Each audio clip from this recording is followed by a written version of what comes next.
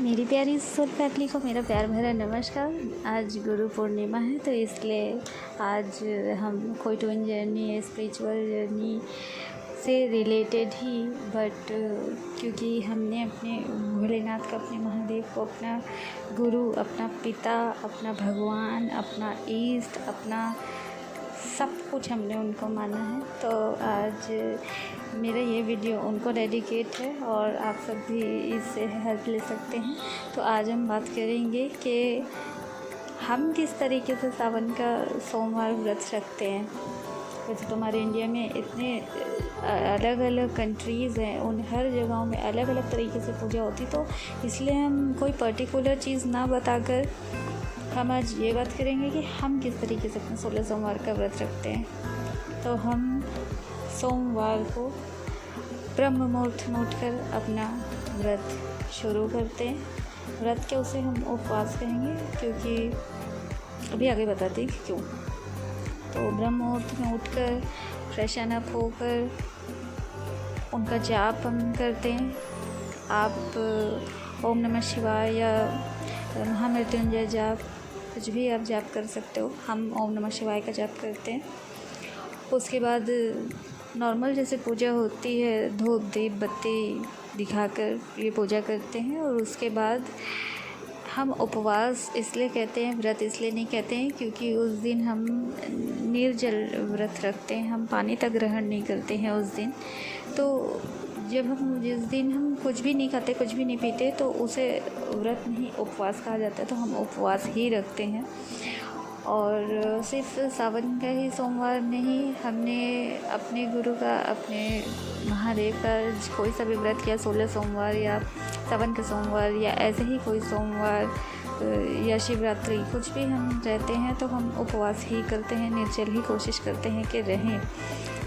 तो मेरा पूरा दिन इस तरीके से बीतता है, उनके नाम का जप करते हुए, माला से नहीं, ऐसे ही अजप अजप के साथ। और रुद्राभिषेक हम शाम को करते हैं, जब सूर्य अस्त हो जाता है तब।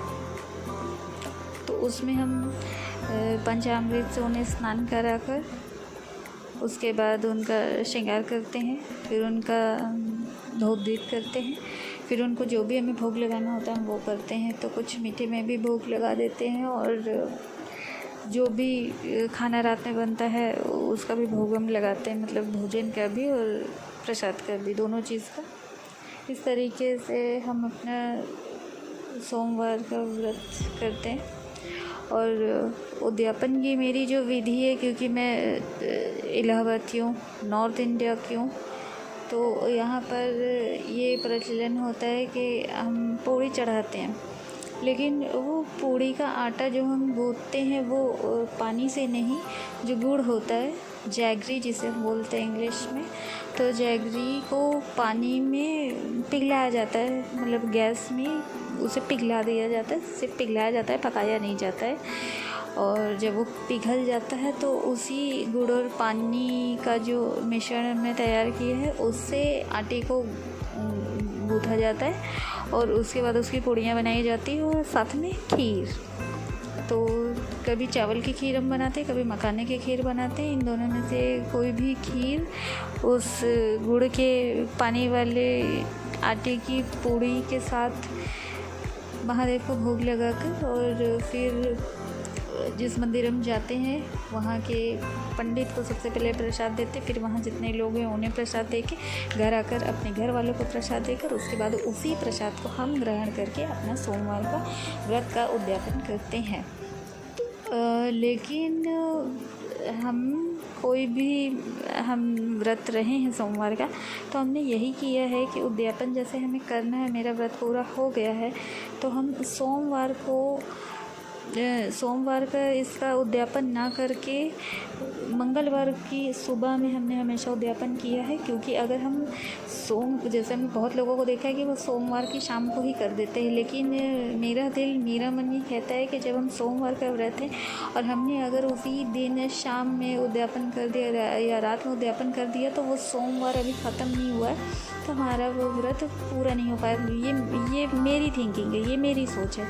तो हम इसलिए जो मंडे है वो पूरा व्रत रख के और सुबह मंगलवार की सुबह हम उद्यापन का कार्यक्रम करके, उद्यापन का सारा चीज़ करके, प्रसाद चढ़ा के, फिर वही प्रसाद को ग्रहण करके मंगलवार को अपना व्रत ख़त्म करते हैं। तो हमने हमेशा उद्यापन अपना इस तरीके से किया है। आपको जो अच्छा लगे आप उस तरीके से उद्यापन करें। और रुद्राभिषेक करते वक्त हम उनके जाप का उच्चारण करते रहते हैं। तो आप चाहे ओम नमः शिवाय, चाहे महामृत्युंजय जप, किसी भी मंत्र का आप उच्चारण कर सकते हैं। तो इस तरीके से हम अपने सोमवार का व्रत करते हैं। और सावन में हम ये भी करते हैं कि सावन वाली जो किताब आती है अलग से, उसमें जो कथा दी रहती है उस कथा को भी हम पढ़ लेते हैं। तो इस तरीके से हम अपना सावन के सोमवार का व्रत करते हैं। आई होप कि आप सबको इससे शायद थोड़ी सी मदद मिल जाए। और मुझे सुनने के लिए आप सबका बहुत बहुत धन्यवाद। हर हर महादेव।